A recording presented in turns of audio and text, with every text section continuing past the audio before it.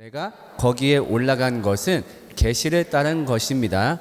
나는 이방 사람들에게 전하는 복음을 그들에게 설명하고 유명한 사람들에게는 따로 설명하였습니다. 그것은 내가 달리고 있는 일이나 지금까지 달린 일이 헛되지 않게 하려고 한 것입니다. 자, 보면은 바울이 사람을 두 부류로 나누어요. 그러니까 일단은 일반적인 사람들한테 설명을 하고 그 다음에 누구한테 따로 얘기했대요? 유명한 사람한테 따로 얘기했대요. 그러니까 일반적인 사람한테 복음을 얘기하고 그 다음에 유명한 사람들 좀 이게 어감이 안 오는데 약간 우리 친숙한 말로 바꿔본다면 소위 약간 이제 간부급들, 네, 좀 윗사람들. 당시에 누구였을까요? 세 명이 있었어요. 첫 번째 예수님의 수제자 베드로, 그 다음에 예수님의 친동생 야고보, 그 다음에 예수님이 가장 사랑하는 제자 요한, 이렇게 있었거든요. 이 간부급들한테는 따로 좀 더 깊게 설명했던 거죠. 자, 그런데 이렇게 되면 우리가 조금 오해할 수 있어요. 야, 거기도 뭔가 그런 상하 질서가 있었고 세상에 바울도 안 그럴 것처럼 생겨가지고 윗사람들 따로 구분했구나. 그렇게 오해를 할까봐 바울이 그 다음에 뭐라고 얘기하죠? 같이 한번 읽어보겠습니다. 시작. 어떤 사람들이든지 나에게는 아무 상관이 없습니다. 네, 그러니까 바울도 그런 시스템에 동의하지 않는다고 말을 하는 거예요. 야, 간부 유명한 사람 어디서 다 똑같은 사람인 거지. 바울은 여기에 동의하지 않았어요. 그들이 만들어 놓은 구분에. 근데 어떡한 거예요? 그들한테 맞춘 거예요. 왜? 어떤 것 때문에? 복음을 위해서라면. 그래, 솔직히 내가 그거 동의되지 않아. 아니, 같이 믿으면 믿는 거지. 무슨 뭐 간부급 따로 있고 뭐 저기 따로 설명해야 되고, 아유 참 짜치긴 하는데, 그래도 어쨌든 괜히 이런 걸로 싸우느니 이런 것 때문에 싸웠다가 복음에 대한 합의를 못 보면 어떡해요, 그렇죠? 그러니까 복음을 위해서라면은 바울은 자기가 동의하지 않는 가치도 기꺼이 감행했던 거죠. 여기서 뭘 느낄 수 있나요? 아까 얘기했던 바울의 너그러움을 느낄 수 있죠. 참 재밌지 않나요? 지난번에는 바울의 단호함을 봤어요. 아니, 까짓 거, 응? 하나님 믿으면 됐고 예수님 믿으면 됐지, 그걸 조금 다르게 믿을 수 있는 거지. 세상에 그거 가지고 막 틀린 복음이라 얘기하고 저주받는다 얘기하고 굉장히 단호한 사람이었는데 여기서는 또 너그러움을 보인단 말이죠. 이게 무엇 때문일까요?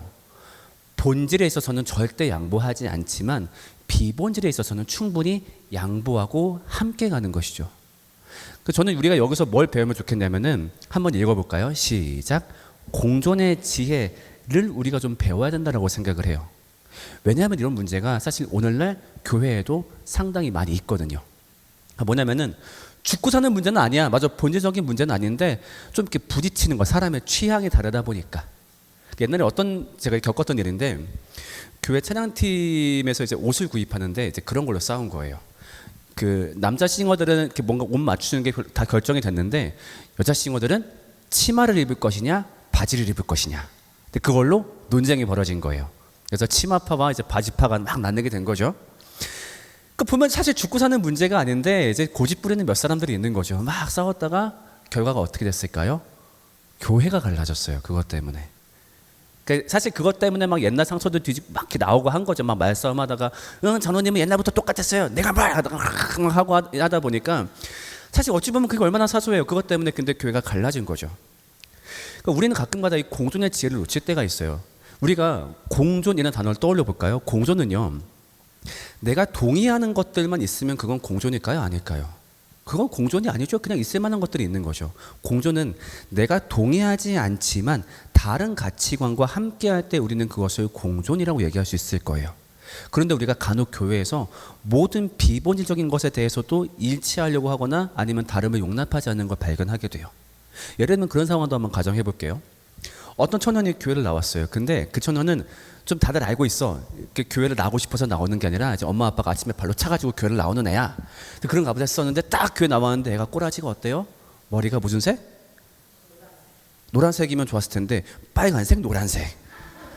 달라, 아수라야 이렇게. 빨리 돌리면 주황색 같아. 그다음에 막 여기 막 치마 이렇게 막 찢어져 있고 그렇게 온 거예요. 저도 동의가 안 돼요. 물론 저는 머리 꼬라지가 이렇지만 저도 동의가 안 돼요. 저는 진짜 싫거든요.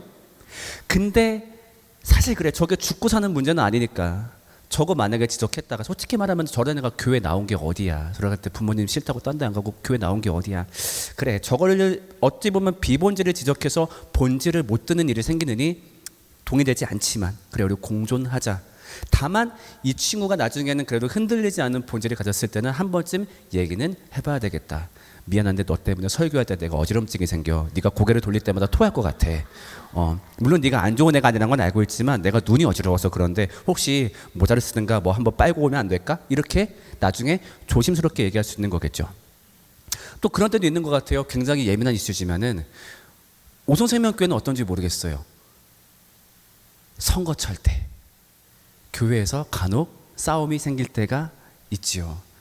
물론 사실 전 살면서 어떤 정치적 입장을 가지는 건 굉장히 자연스럽다라고 생각을 해요. 그렇지만 내가 반대하는 쪽을 지지한다라고 해서 너는 기독교인도 아니야 라고 하면 안 되겠는데 간혹 그런 식의 논쟁을 하는 경우가 가끔 교회에서 있어요. 근데 교회는 공존해야죠. 우리가 본질에 동의한다면은 그것을 다루는 비본질에 있어서는 어느 정도 여유로움을 보일 필요가 있다 생각해요. 왜냐하면은 혹시 그랬다가 본질까지 침범 당하면 안 되니까. 바울이 왜 그렇게 했겠어요? 가뜩이나 본인한테 의심도 많은 상황에 예루살렘 딱 가가지고 갑자기 그 시스템을 붕괴시켜버려요. 만약에 간부급들이 뭡니까? 당신 내가 뭐 잘났다고 똑같이 사역하는 거지. 나 그렇게 따로 안 갑니다 라고 했다간 오히려 본질까지 손상되는 결과를 낳았을 거예요. 그러니까 바울이 상당히 너그럽게 양보했던 거겠죠. 그러니까 동의되지 않더라도 복음에 도움될 수 있다면 함께 하는 거죠. 그래서 이게 너무너무 중요한 것 같아요. 동의되지 않지만 이해할 수 있는 마음.